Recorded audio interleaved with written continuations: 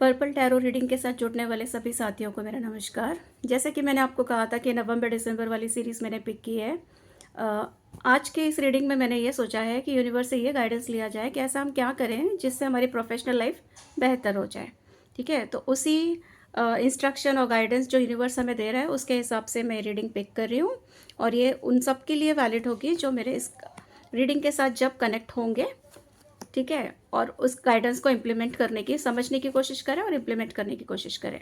ठीक है, तो देखिए यहाँ पे 3 कार्ड्स निकल करके आए हैं। पहला वाला जो है वो 6 ऑफ सॉर्ड्स का कार्ड है, नेक्स्ट है क्वीन ऑफ कप्स है, एंड नेक्स्ट है फिर 8 ऑफ कप्स का कार्ड आया है।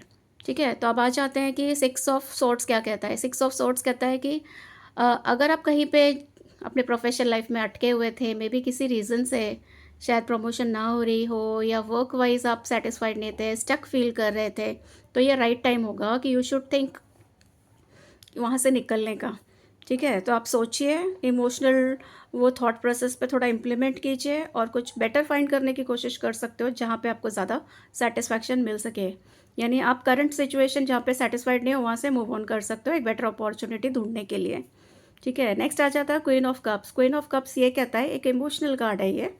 यहाँ पे ये कोर्ट कार्ड होता है। यहाँ पे आप ये सोच सकते हो कि आप कुछ तो चीज़ है जिसको लेकर के आप बहुत ही सोचों में पड़े हुए हो। ठीक है, और क्या करूँ क्या नहीं करूँ, क्या डेप्थ है, और ये इमोशंस रिलेटेड है पूरा। तो आपके प्रोफेशनल लाइफ में कुछ तो ऐसी बातें होंगी जहाँ आप बहुत ही गहराई से सोच रहे हो। तो जो भी होगा उसको डीप सोचिए। अभी भी ये 2 महीने हैं आपके पास, या तो वो बेटर ही हो जाए, ठीक है, और नहीं हो रहा है तो उसको बेटर करने की कोशिश तो हम ही को करनी पड़ेगी, और कौन करेगा उससे। ठीक है, तो फिर देख लीजिए जो चीज़ आपको सेटिस्फाई करे।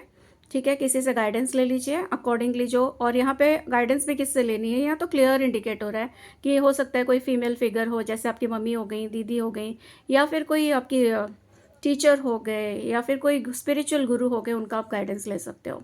नेक्स्ट आ जाता है 8 ऑफ कप्स वाला। तो यहाँ पे देखिए ये दिखाई दे रहा है आप काफ़ी मेहनत के बाद में, आप ऐसा लग रहा है बहुत स्ट्रगल है लाइफ में, और परेशान हो गए हो, बैक ऑफ करने की कोशिश कर रहे हो, वहाँ से उदास होकर के जा रहे हो। तो आपको यह सोचना है कि हर तकलीफ़ और हर उदासी के बाद ना कुछ नया होना ही है। बोलते हैं ना, रात के बाद सवेरा होता ही है। तो ये कार्ड वही इंडिकेट करता है।